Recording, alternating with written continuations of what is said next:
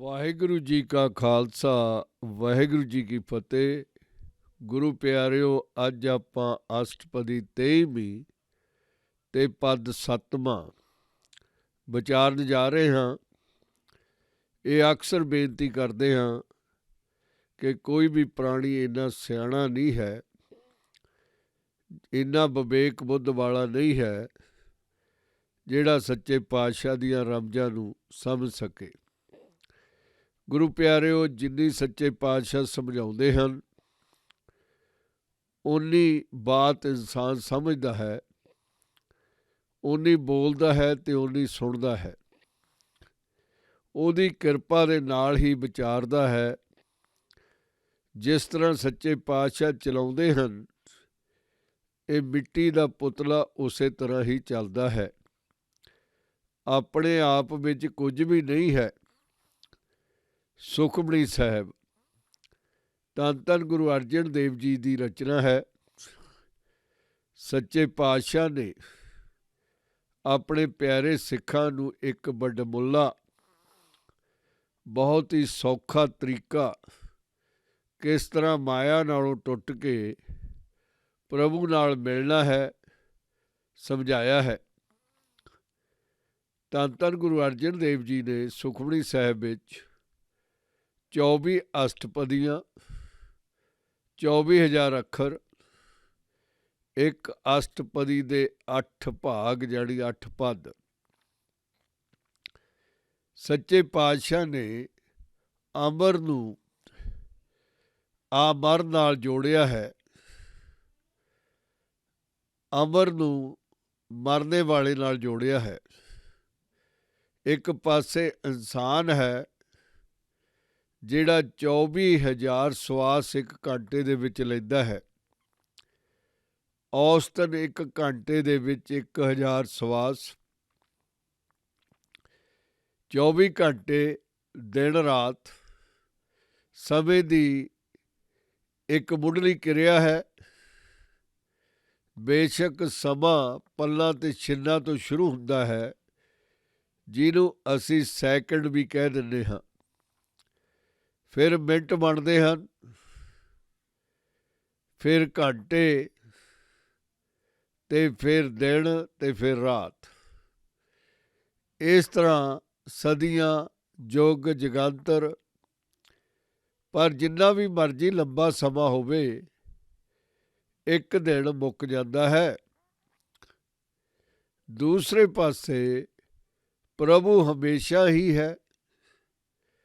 ਸਮੇਂ ਦੇ ਵਿੱਚ ਤਬਦੀਲੀ ਆਉਂਦੀ ਹੈ, ਇਨਸਾਨ ਦੇ ਵਿੱਚ ਤਬਦੀਲੀ ਆਉਂਦੀ ਹੈ। ਸਮਾਂ ਵੀ ਬਦਲਦਾ ਹੈ, ਇਨਸਾਨ ਵੀ ਬਦਲਦਾ ਹੈ। ਪਰ ਪ੍ਰੀਤਮ ਪਿਆਰਾ ਪ੍ਰਭੂ ਕਦੇ ਵੀ ਨਹੀਂ ਬਦਲਦਾ। ਧੰਨ ਧੰਨ ਗੁਰੂ ਅਰਜਨ ਦੇਵ ਜੀ ਨੇ ਪ੍ਰਾਣੀ ਨੂੰ ਹਰ ਸਵਾਸ ਦੇ ਨਾਲ ਪ੍ਰੀਤਮ ਨੂੰ ਧਿਆਉਣਾ, ਉਹਦਾ ਗੁਣ ਗਾਇਨ ਕਰਨਾ, ਉਹਦੀ ਆਰਾਧਨਾ ਕਰਨੀ ਸਮਝਾਇਆ ਹੈ ਕਿ ਪ੍ਰਾਣੀ, ਤੈਨੂੰ 24,000 ਸਵਾਸ ਆਉਂਦੇ ਹਨ। ਇਹਨਾਂ ਸਾਰੇ ਸਵਾਸਾਂ ਨੂੰ ਵਡਮੁੱਲੇ ਬਣਾ ਲੈ। ਹਰ ਸਵਾਸ ਉੱਤੇ ਈਸ਼ਵਰ ਦਾ ਨਾਂ ਲਿਖ ਦੇ, ਰਾਮ ਦਾ ਨਾਂ ਲਿਖ ਦੇ। ਜਦੋਂ ਸਵਾਸ ਅੰਦਰ ਜਾਵੇ, ਬੋਲ ਵਾਹਿਗੁਰੂ ਵਾਹਿਗੁਰੂ। ਜਦੋਂ ਬਾਹਰ ਨਿਕਲਦਾ ਹੈ, ਉਦੋਂ ਵੀ ਬੋਲ ਵਾਹਿਗੁਰੂ, ਬੋਲ ਵਾਹਿਗੁਰੂ। ਇਹਦੇ ਨਾਲ ਤੇਰੀ ਜੀਵਨ ਦੀ ਲੀਲਾ ਵਡਮੁੱਲੀ ਬਣ ਜਾਵੇਗੀ। ਤੂੰ ਇੱਕ ਚੱਲਣਹਾਰੇ ਤੋਂ ਅਚਲ ਬਣ ਜਾਵੇਗਾ। ਬੇਸ਼ੱਕ ਤੂੰ ਅਸਥਾਈ ਹੈ, ਪਰ ਤੇਰੇ ਵਿੱਚ ਇੱਕ ਵਿਧੀ ਹੈ, ਤੇਰੇ ਵਿੱਚ ਆਤਮਾ ਬਿਰਾਜਮਾਨ ਹੈ, ਜਿਹੜੀ ਪ੍ਰਭੂ ਦਾ ਰੂਪ ਹੈ। ਤੇਰੀ ਕੋਸ਼ਿਸ਼ ਨਾਲ, ਤੇਰੀ ਮਸ਼ੱਕਤ ਨਾਲ ਤੇਰੇ ਅੰਦਰ ਬੈਠੀ ਆਤਮਾ ਸਾਖਸ਼ਾਤ ਪ੍ਰਭੂ ਦਾ ਰੂਪ ਬਣ ਜਾਵੇਗੀ। ਤੇ ਤੂੰ ਇਹ 84 ਲੱਖ ਜੂਨ ਦੇ ਚੱਕਰ 'ਚੋਂ ਨਿਕਲ ਜਾਵੇਗਾ ਤੇ ਹਮੇਸ਼ਾ ਦੇ ਲਈ ਤੇਰਾ ਠਿਕਾਣਾ ਪ੍ਰਭੂ ਦੇ ਚਰਨਾਂ ਦੇ ਵਿੱਚ ਬਣ ਜਾਵੇਗਾ। ਪਿਛਲੇ ਸਮਿਆਂ ਦੇ ਵਿੱਚ ਘੜੀਆਂ ਬੇਸ਼ੱਕ 24 ਹੀ ਹੁੰਦੀਆਂ ਸਨ, ਅੱਜ ਕੱਲ੍ਹ ਘੰਟੇ ਹਨ, ਆਵਰਜ਼ ਹਨ। 3 ਘੰਟਿਆਂ ਦਾ ਇੱਕ ਪਹਿਰ ਬਣਦਾ ਸੀ, 3 ਘੜੀਆਂ ਦਾ, ਕਿਉਂਕਿ ਘੜੀ ਅਜੇ ਬਣੀ ਨਹੀਂ ਸੀ। ਸਮੇਂ ਦਾ ਅਨੁਮਾਨ ਲਗਾਇਆ ਜਾਂਦਾ ਸੀ ਤਾਰਿਆਂ ਨਾਲ। ਵੱਡਾ ਤੜਕਾ, ਛੋਟਾ ਤੜਕਾ, ਪਹਿਲਾ ਪਹਿਰ, ਦੂਜਾ ਪਹਿਰ।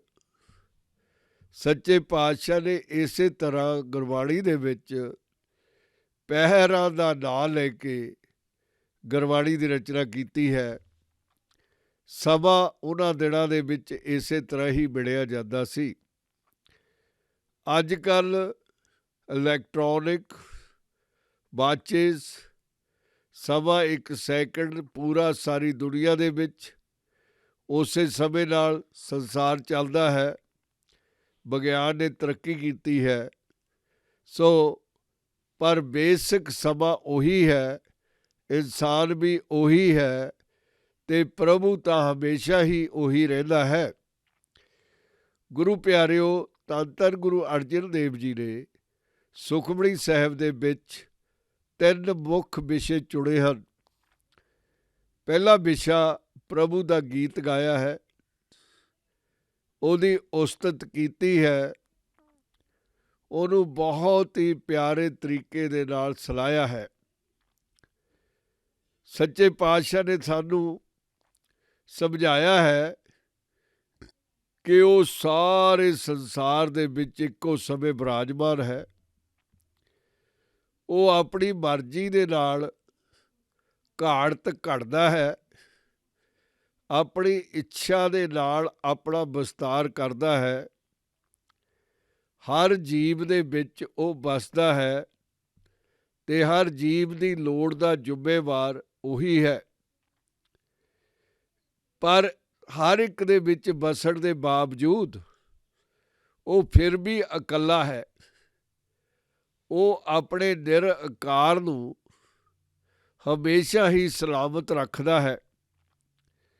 ਬੇਸ਼ੱਕ ਉਹ ਅਣਗਿਣਤ ਅਨੇਕ ਵਿੱਚ ਫੈਲਿਆ ਹੋਇਆ ਹੈ, ਸੂਖਮ ਤੋਂ ਸੂਖਮ ਦੇ ਵਿੱਚ ਵਸਿਆ ਹੋਇਆ ਹੈ, ਉਹਦਾ ਅੰਤ ਕੋਈ ਵੀ ਨਹੀਂ ਹੈ, ਪਰ ਫਿਰ ਵੀ ਉਹ ਨਿਰੰਕਾਰ ਹੈ।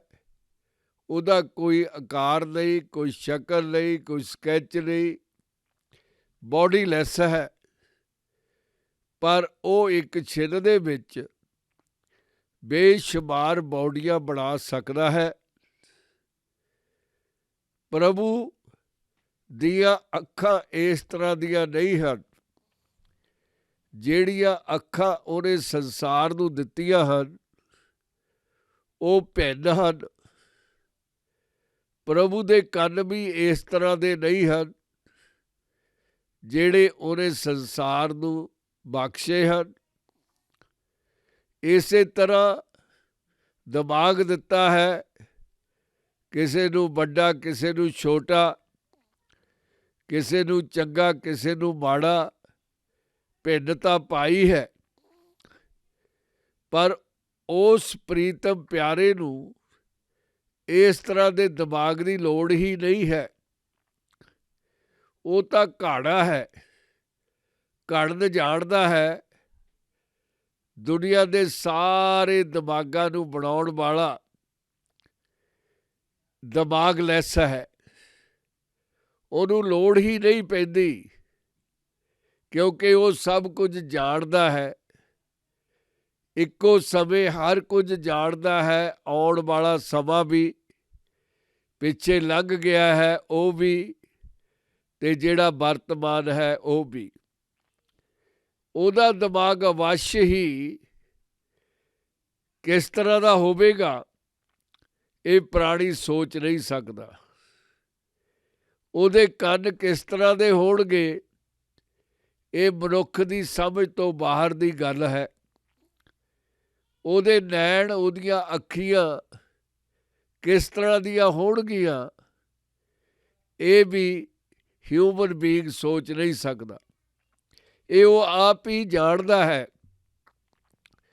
ਜਿਹਦਾ ਕੋਈ ਆਕਾਰ ਹੀ ਨਹੀਂ ਹੈ, ਸ਼ਕਲ ਹੀ ਨਹੀਂ ਹੈ, ਉਹ ਕਿਸ ਤਰ੍ਹਾਂ ਦਾ ਹਰ ਥਾਂ ਉੱਤੇ ਬਿਰਾਜਮਾਨ, ਅਣ ਦਿਸਦਾ, ਸਾਰਿਆਂ ਦੇ ਵਿੱਚ ਵੱਸਦਾ ਇੱਕ ਓਂਕਾਰ ਹੈ, ਸਤਿਨਾਮ ਹੈ, ਕਰਤਾ ਹੈ, ਪੁਰਖ ਹੈ, ਨਿਡਰ ਹੈ, ਨਿਰਵੈਰ ਹੈ। ਗੁਰੂ ਪਿਆਰਿਓ, ਸੱਚੇ ਪਾਤਸ਼ਾਹ ਨੇ ਬਹੁਤ ਹੀ ਪਿਆਰ ਨਾਲ ਮਹਿਮਾ ਕੀਤੀ ਹੈ ਕਿ ਜਦੋਂ ਉਹ ਇਕੱਲਾ ਸੀ, ਇਕੱਲਾ ਵੀ ਆਪਣੇ ਆਪ ਵਿੱਚ ਪ੍ਰਸੰਨ ਸੀ, ਫਿਰ ਉਹਦੇ ਪ੍ਰਭੂ ਨੇ ਮਹਿਸੂਸ ਕੀਤਾ ਕਿ ਇੱਥੇ ਕੁਝ ਹੋਣਾ ਚਾਹੀਦਾ ਹੈ, ਇਹ ਖਾਲੀ ਖਾਲੀ ਕਿਉਂ ਹੈ, ਇਹ ਭਰਿਆ ਹੋਣਾ ਚਾਹੀਦਾ ਹੈ। ਫਿਰ ਉਹਨੇ ਪਲਾਂ ਦੇ ਵਿੱਚ ਬ੍ਰਹਿਮੰਡ ਸਜਾਏ, ਇਹ ਕੁਦਰਤ ਬਣਾਈ, ਸ੍ਰਿਸ਼ਟੀ ਸਾਜੀ। ਫਿਰ ਪ੍ਰਸੰਨ ਹੋ ਗਿਆ।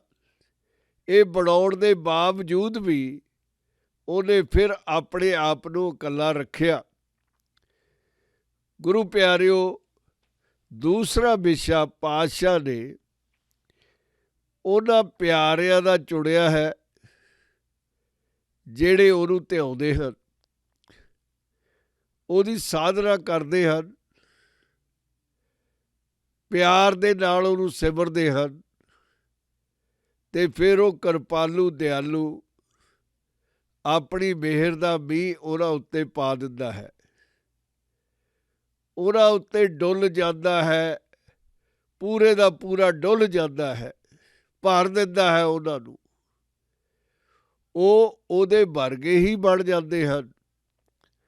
ਉਹਨਾਂ ਵਿੱਚੋਂ ਕਾਮ, ਕ੍ਰੋਧ, ਲੋਭ, ਮੋਹ, ਹੰਕਾਰ ਦੇ ਪੰਜੇ ਤੱਤ ਸਹਾਇਤਾਵਾਨ ਬਣ ਜਾਂਦੇ ਹਨ, ਭਲੇ ਦੇ ਲਈ। ਚਤਰਾਈ ਨਹੀਂ ਕਰਦੇ। ਸਾਡੇ ਪੰਜ ਤੱਤ ਸਾਡੇ ਪਿੱਛੇ ਪੈ ਜਾਂਦੇ ਹਨ ਮਾਇਆ ਦੇ ਕਹਿਣ ਉੱਤੇ। ਮਾਇਆ ਵਿਗਾੜਦੀ ਹੈ ਉਹਨਾਂ ਪੰਜਾਂ ਤੱਤਾਂ ਨੂੰ ਜਿਹਦੇ ਨਾਲ ਸਰੀਰ ਚੱਲਦਾ ਹੈ। ਮਾਇਆ ਆਪਣੇ ਪਿੱਛੇ ਲਗਾ ਕੇ ਇਨਸਾਨ ਨੂੰ ਚਿੱਕੜ ਦੇ ਵਿੱਚ ਡੋਬ ਦਿੰਦੀ ਹੈ। ਪਰ ਜਦੋਂ ਪ੍ਰਭੂ ਦੀ ਮਿਹਰ ਹੁੰਦੀ ਹੈ, ਇਹ ਪੰਜੇ ਤੱਤ ਸੇਵਕ ਦੇ ਤੱਤ ਬਣ ਜਾਂਦੇ ਹਨ, ਆਗਿਆਕਾਰੀ ਬਣ ਜਾਂਦੇ ਹਨ, ਪ੍ਰਭੂ ਦੀ ਭਗਤੀ ਕਰਦੇ ਹਨ। ਉਹ ਪਿਆਰੇ, ਸਤਿਕਾਰੇ, ਦਾਸ, ਜਨ ਸੇਵਕ, ਪ੍ਰੀਤਮ ਪਿਆਰੇ ਸੱਚੇ ਪਾਤਸ਼ਾਹ ਧੰਨ ਧੰਨ ਗੁਰੂ ਅਰਜਨ ਦੇਵ ਜੀ ਨੇ ਬਹੁਤ ਮਹਾਨ ਦਰਸਾਏ ਹਨ। ਉਹ ਪ੍ਰਭੂ ਦੇ ਬਹੁਤ ਨੇੜੇ ਹਨ। ਨੇੜੇ ਹੀ ਨਹੀਂ, ਉਹਦਾ ਰੂਪ ਬਣ ਗਏ ਹਨ। ਜੋ ਕੁਝ ਵੀ ਉਹ ਕਹਿੰਦੇ ਹਨ, ਪ੍ਰਭੂ ਹੀ ਕਹਿੰਦਾ ਹੈ।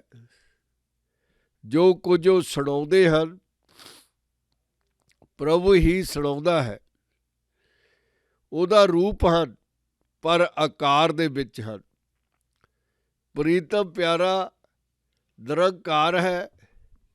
ਉਹਦੇ ਪਿਆਰੇ ਉਹਦੇ ਵਰਗੇ ਤੁਰਦੇ ਹਨ, ਬੋਲਦੇ ਹਨ, ਸੁਣਦੇ ਹਨ, ਵਿਚਾਰ ਕਰਦੇ ਹਨ।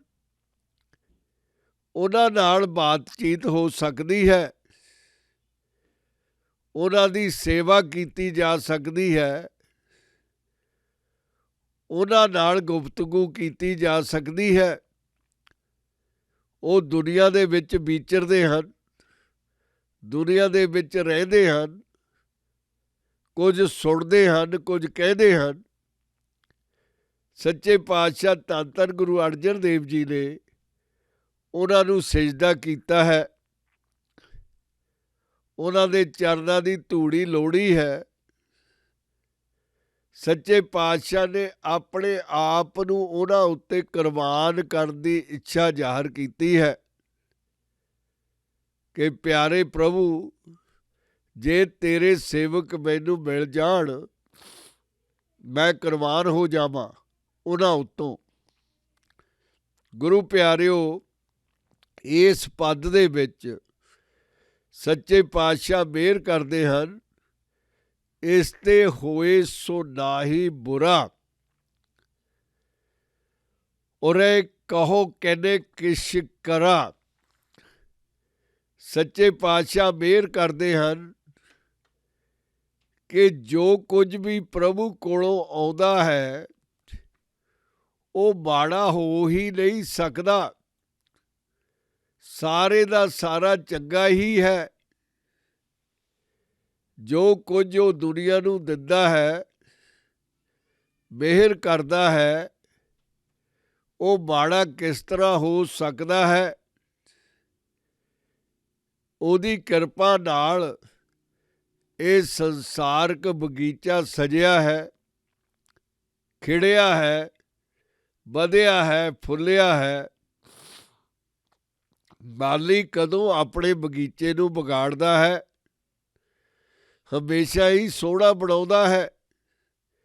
ਇਸ ਤੇ ਹੋਏ ਸੋ ਨਾਹੀ ਬੁਰਾ, ਜਿਹੜਾ ਕੁਝ ਪ੍ਰਭੂ ਕਰਦਾ ਹੈ ਉਹ ਭਲਾ ਹੀ ਕਰਦਾ ਹੈ। ਉਹਦੇ ਕੋਲੋਂ ਕਦੇ ਵੀ ਕਿਸੇ ਦਾ ਨੁਕਸਾਨ ਨਹੀਂ ਹੁੰਦਾ, ਸਜ਼ਾ ਨਹੀਂ ਦਿੰਦਾ, ਮਾਫ ਕਰਦਾ ਹੈ, ਮਿਹਰ ਕਰਦਾ ਹੈ। ਉਰੇ ਕਹੋ ਕਹਿੰਦੇ ਕਿਛ ਕਰਾ। ਜਾਂ ਤਾਂ ਫਿਰ ਤੁਸੀਂ ਇਹ ਦੱਸ ਦੇਵੋ ਕਿ ਕਦੇ ਕਿਸੇ ਹੋਰ ਨੇ ਕੁਝ ਕੀਤਾ ਹੈ। ਆਮ ਤੌਰ ਤੇ ਵਿਚਾਰ ਵਿੱਚ ਇਹ ਆ ਜਾਂਦਾ ਹੈ ਕਿ ਪਤਾ ਨਹੀਂ ਹੈਗਾ, ਪਤਾ ਨਹੀਂ ਹੈਗਾ, ਦੇਖੀ ਜਾਊ ਜਦੋਂ ਉਹ ਸਮਾਂ ਆਵੇਗਾ। ਇਹ ਦੁਚਿੱਤੀ ਹੈ। ਪ੍ਰਭੂ ਹਰ ਸ਼ੈ, ਹਰ ਚੀਜ਼ ਦੇ ਵਿੱਚ ਵਸਦਾ ਹੈ। ਕੁਦਰਤ ਪ੍ਰਭੂ ਨੇ ਬਣਾਈ ਹੈ, ਕੁਦਰਤ ਪ੍ਰਭੂ ਦੀ ਰਚਨਾ ਹੈ। ਸੱਚੇ ਪਾਤਸ਼ਾਹ ਸਾਨੂੰ ਸਮਝਾਉਂਦੇ ਹਨ ਕਿ ਜੇ ਸ਼ੱਕ ਹੈ ਭਾਈ ਤਾਂ ਦੱਸ ਦੇਵੋ, ਕੋਈ ਹੋਰ ਵੀ ਹੈ, ਕਿਸੇ ਹੋਰ ਨੇ ਕੁਝ ਕੀਤਾ ਹੈ। ਆ ਜਿਹੜਾ ਸਾਰਾ ਕੁਝ ਦਿਸਦਾ ਹੈ ਬਹੁਤ ਹੀ ਪੂਰਨ ਤਰੀਕੇ ਨਾਲ ਚੱਲ ਰਿਹਾ ਹੈ, ਹਰ ਪਰਫੈਕਟ ਤਰੀਕੇ ਦੇ ਨਾਲ ਕਿਰਿਆ ਹੋ ਰਹੀ ਹੈ। ਸੂਰਜ ਸਮੇਂ ਉੱਤੇ ਚੜ੍ਹਦਾ ਹੈ, ਛਿਪਦਾ ਹੈ, ਧਰਤੀ ਆਪਣੇ ਪੰਧ ਉੱਤੇ ਚੱਲ ਰਹੀ ਹੈ, ਸੂਰਜ ਦੇ ਦੁਆਲੇ ਪਰਿਕਰਮਾ ਕਰਦੀ ਹੈ, ਨੱਚਦੀ ਹੈ, ਡਾਂਸ ਕਰਦੀ ਹੈ ਆਪਣੇ ਪ੍ਰੀਤਮ ਨੂੰ ਪ੍ਰਸੰਨ ਕਰਨ ਦੇ ਲਈ। ਤੁਸੀਂ ਦੱਸ ਦੇਵੋ, ਜੇ ਤੁਹਾਨੂੰ ਪਤਾ ਹੈ ਬਈ ਕੋਈ ਹੋਰ ਵੀ ਹੈ, ਕਿ ਜੇ ਤੁਹਾਨੂੰ ਕਿਸੇ ਹੋਰ ਦਾ ਪਤਾ ਹੈ ਤਾਂ ਉਹ ਸਾਨੂੰ ਸਮਝਾ ਦਿਓ। ਉਰੇ ਕਹੋ, ਦੱਸੋ, ਜੇ ਸ਼ੱਕ ਹੈ ਕਿਹਨੇ ਕਿਛ ਕਰਾ, ਕਿਸੇ ਹੋਰ ਨੇ ਕੁਝ ਬਣਾਇਆ। ਆਪ ਭਲਾ ਕਰਤੂਤ ਅਤ ਨੀਕੀ, ਉਹ ਭਲਾ ਹੈ, ਚੰਗਾ ਹੈ, ਉਹਦੇ ਕੰਮ ਵੀ ਚੰਗੇ ਹਨ। ਜੋ ਕੁਝ ਵੀ ਉਹ ਕਰਦਾ ਹੈ, ਆਪਣੇ ਕਰਮ, ਆਪਣੇ ਪਰਮ ਉਹਦੇ ਨੇਕੀ ਵਾਲੇ ਹਨ, ਚੰਗੇ ਹਨ, ਭਲੇ ਦੇ ਹਨ।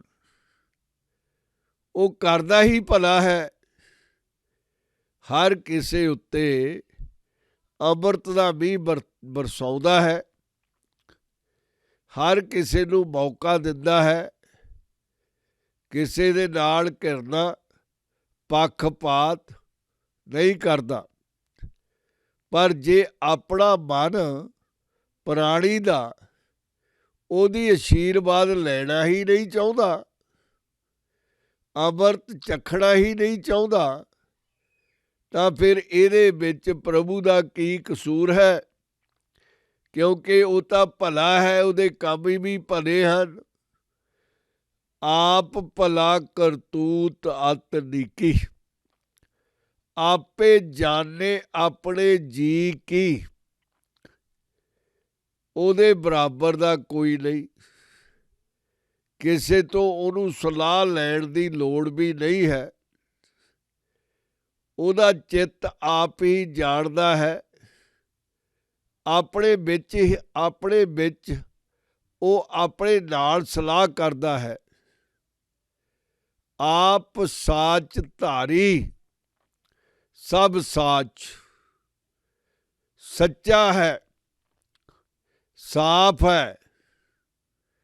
ਜੋ ਕੁਝ ਉਹਨੇ ਬਣਾਇਆ ਹੈ ਉਹ ਵੀ ਸੱਚਾ ਹੈ। ਹਰ ਵਸਤੂ ਜਿਹੜੀ ਉਹਨੇ ਕ੍ਰੀਏਟ ਕੀਤੀ ਹੈ, ਟਿਕਾਈ ਹੈ, ਸਾਰੀ ਦੀ ਸਾਰੀ ਸੱਚੀ ਹੈ। ਓਤ ਪੋਤ ਆਪਣ ਸੰਗ ਰਾਚ, ਹਰ ਜ਼ਰੇ ਜ਼ਰੇ 'ਚੋਂ ਵਸਿਆ ਹੋਇਆ ਹੈ। ਹਰ ਜੀਵ ਦੇ ਵਿੱਚ ਉਹ ਬਿਰਾਜਮਾਨ ਹੈ। ਕੋਈ ਜਗ੍ਹਾ ਵੀ ਐਸੀ ਨਹੀਂ ਜਿੱਥੇ ਉਹ ਨਾ ਹੋਵੇ। ਇਹ ਸਾਰਾ ਤਾਣਾ ਪੇਟਾ ਉਹਦਾ ਹੀ ਬੁਣਿਆ ਹੋਇਆ ਹੈ, ਉਹਦੇ ਵਿੱਚ ਆਪ ਹੀ ਰਚਿਆ ਹੋਇਆ ਹੈ, ਰਮਿਆ ਹੋਇਆ ਹੈ ਜ਼ਰੇ ਜ਼ਰੇ ਦੇ ਵਿੱਚ। ਫਿਰ ਉਹ ਆਪਣਾ ਸੰਗ ਆਪ ਹੀ ਕਰਦਾ ਹੈ ਤਾਂ ਕਿ ਗਤ ਮਿਤ ਕਹੀ ਨਾ ਜਾਏ। ਗੁਰੂ ਪਿਆਰਿਓ, ਗਤ ਲਫ਼ਜ਼ ਹੈ ਜਿਹੜਾ, ਇਹ ਆਮ ਤੌਰ 'ਤੇ ਇਨਸਾਨ ਦੇ ਮੋਕਸ਼ ਲਈ ਵਰਤਿਆ ਜਾਂਦਾ ਹੈ ਕਿ ਕਿਸੇ ਦੀ ਗਤ ਕਰਵਾ ਦਿਓ ਤਾਂ ਕਿ ਉਹ ਸਵਰਗ ਨੂੰ ਚਲੇ ਜਾਵੇ, ਉਹਨੂੰ ਮੋਕਸ਼ ਪ੍ਰਾਪਤ ਹੋ ਜਾਵੇ।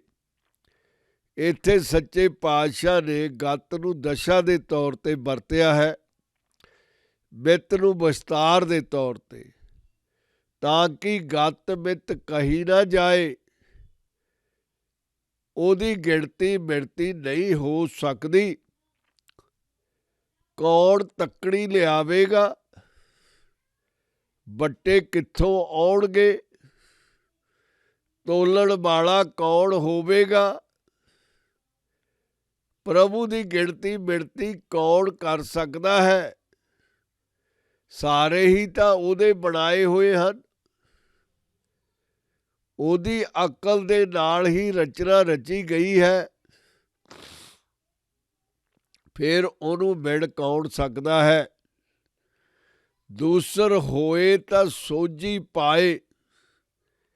ਜੇ ਕੋਈ ਉਹਦੇ ਵਰਗਾ ਹੋਰ ਹੈ, ਉਹਨੂੰ ਅਕਲ ਉਹਦੇ ਜਿੰਨੀ ਹੋਵੇ ਜਾਂ ਵੱਧ ਹੋਵੇ ਤਾਂ ਪ੍ਰਭੂ ਦੀ ਗਿਣਤੀ ਮਿਣਤੀ ਕਰ ਸਕਦਾ ਹੈ। ਪਰ ਉਹ ਤਾਂ ਇੱਕੋ ਹੀ ਹੈ, ਇੱਕ ਓਂਕਾਰ ਹੈ, ਉਹਦੇ ਬਰਾਬਰ ਕੁਝ ਵੀ ਨਹੀਂ ਹੈ। ਮਾਇਆ ਵੀ ਉਹਦੀ ਬਣਾਈ ਹੋਈ ਦਾਸੀ ਹੈ ਜੋ ਸੰਸਾਰ ਦੇ ਵਿੱਚ ਖਾਲਕਤ ਨੂੰ ਪਰਚਾਉਂਦੀ ਹੈ, ਰਝਾਉਂਦੀ ਹੈ, ਦਿਲ ਲਾਉਂਦੀ ਹੈ, ਇੰਟਰਟੇਨਮੈਂਟ ਕਰਦੀ ਹੈ। ਮਾਇਆ ਆਪ ਵੀ ਨੱਚਦੀ ਹੈ, ਲੋਕਾਈ ਨੂੰ ਵੀ ਨਚਾਉਂਦੀ ਹੈ।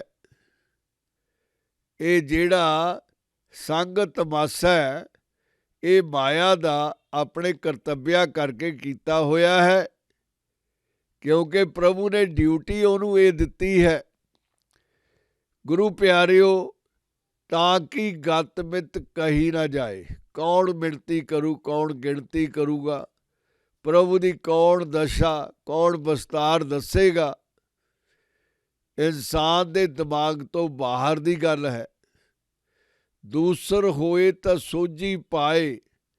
ਜੇ ਕੋਈ ਹੁੰਦਾ, ਜਿਵੇਂ ਦੁਨੀਆ ਦੇ ਵਿੱਚ ਜੇ ਪ੍ਰੋਪਰਟੀ ਦੀ ਵੈਲਿਊ ਚੋੜਨੀ ਹੈ, ਕੱਢਣੀ ਹੈ, ਤਾਂ ਉਹਦੇ ਬਿਰਡੇ ਗਿਰਡੇ ਵਾਲੇ ਨੂੰ ਅਪਰੇਜ਼ਰ ਕਿਹਾ ਜਾਂਦਾ ਹੈ। ਅਪਰੇਜ਼ਰ ਦੋ ਤਰੀਕਿਆਂ ਦੇ ਨਾਲ ਪ੍ਰੋਪਰਟੀ ਦੀ, ਜਾਇਦਾਦ ਦੀ ਕੀਮਤ ਕੱਢਦਾ ਹੈ। ਇੱਕ ਤਾਂ ਉਹਦੇ ਵਰਗੀਆਂ ਪ੍ਰੋਪਰਟੀਜ਼ ਨੂੰ ਦੇਖਦਾ ਹੈ, ਕਿੰਨੇ ਦੀਆਂ ਵਿਕੀਆਂ ਹਨ, ਕਿੰਨੀਆਂ ਵੱਡੀਆਂ ਛੋਟੀਆਂ ਹਨ, ਇਲਾਕਾ ਕਿਹੜਾ ਹੈ। ਦੂਸਰਾ, ਉਹ ਆਮਦਨ ਕੀ ਦਿੰਦੀਆਂ ਹਨ। ਦੋਨਾਂ ਨੂੰ ਮਿਲਾ ਕੇ ਹਿਸਾਬ ਕਿਤਾਬ ਕਰਕੇ ਆਪਣੀ ਟ੍ਰੇਨਿੰਗ ਦੇ ਹਿਸਾਬ ਨਾਲ, ਆਪਣੇ ਗਿਆਨ ਦੇ ਨਾਲ ਕੀਮਤ ਲਿਖ ਦਿੰਦਾ ਹੈ ਕਿ ਇਹ ਇੰਨੇ ਪੈਸੇ ਦੀ ਹੈ। ਪਰ ਪ੍ਰਭੂ ਦੀ ਕੀਮਤ ਕੌਣ ਲਾ ਸਕਦਾ ਹੈ? ਅਪਰੇਜ਼ਲ ਕੌਣ ਬਣੇਗਾ? ਉਹਦਾ ਕੰਪੈਰੀਜ਼ਨ ਕਿਹਦੇ ਨਾਲ ਕਰੇਗਾ? ਫਿਰ ਪ੍ਰਭੂ ਆਮਦਨ ਕੀ ਦਿੰਦਾ ਹੈ? ਉਹ ਤਾਂ ਸਭ ਕੁਝ ਫ੍ਰੀ ਹੀ ਵੰਡਦਾ ਹੈ। ਦੁਨੀਆ ਦਾ ਕੋਈ ਵੀ ਇਨਸਾਨ ਪ੍ਰਭੂ ਦੀ ਕੀਮਤ ਕਿਸ ਤਰ੍ਹਾਂ ਲਗਾ ਸਕਦਾ ਹੈ? ਸੱਚੇ ਪਾਤਸ਼ਾਹ ਮਿਹਰ ਕਰਦੇ ਹਨ ਕਿ ਅਕਲੇ ਨਹੀਂ ਹੈ। ਉਹਦੇ ਵਰਗੀ ਸਮਝ ਕਿਸੇ ਨੂੰ ਹੋਰ ਹੈ ਹੀ ਨਹੀਂ। ਦੂਜਾ ਕੋਈ ਉਹਦੇ ਮੁਕਾਬਲੇ 'ਚ ਹੈ ਹੀ ਨਹੀਂ। ਤਿਸਕਾ ਕੀਆ ਸਭ ਪ੍ਰਵਾਨ, ਗੁਰ ਪ੍ਰਸਾਦ ਨਾਨਕ ਇਹ ਜਾਣ। ਜੋ ਕੁਝ ਉਹ ਕਰਦਾ ਹੈ ਫਾਈਨਲ ਆਰਡਰ ਹੈ, ਆਖਰੀ ਹੁਕਮ ਹੈ, ਫਰਮਾਨ ਹੈ। ਉਹਦੇ ਵਿੱਚ ਢਿੱਲ ਮਿਸ ਨਹੀਂ ਹੋ ਸਕਦੀ, ਫਲੈਕਸੀਬਿਲਟੀ ਨਹੀਂ ਹੈ, ਕਿਉਂਕਿ ਉਹ ਪਰਫੈਕਟ ਹੈ, ਉਹ ਪੂਰਾ ਹੈ। ਕਿਸੇ ਵੀ ਕੰਮ ਨੂੰ ਉਹ ਅਧੂਰਾ ਨਹੀਂ ਛੱਡਦਾ। ਉਹਦੇ ਵੱਲ ਕੋਈ ਸ਼ੱਕ ਵੀ ਨਹੀਂ ਕਰ ਸਕਦਾ। ਮੰਨਣਾ ਹੀ ਪਵੇਗਾ।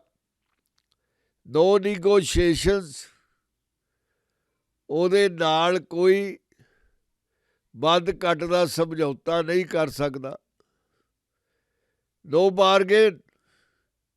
ਜਿਹੜਾ ਉਹਨੇ ਫਾਈਨਲ ਕਰ ਦਿੱਤਾ, ਉਹ ਫਾਈਨਲ ਮੰਨਣਾ ਹੀ ਪਵੇਗਾ।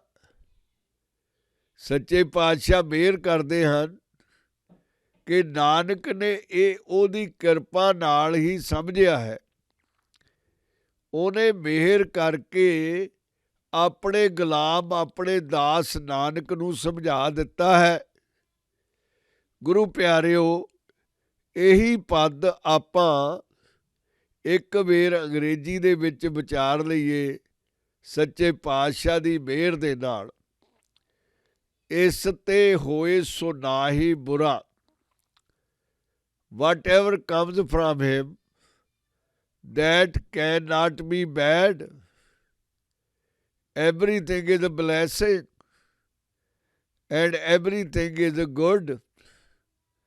Nothing can be bad, whatever he grace. Orੈ ਕਹੋ ਕਿਨੇ ਕਿਛ ਕਰਾ। Without him, you tell us, you say, has anyone else done anything? Answer is no. ਆਪ ਭਲਾ ਕਰਤੂਤ ਅਤ ਨੀਕੀ। He himself is good and very good are his acts. All his creation is good. आपे जाने अपने जी की।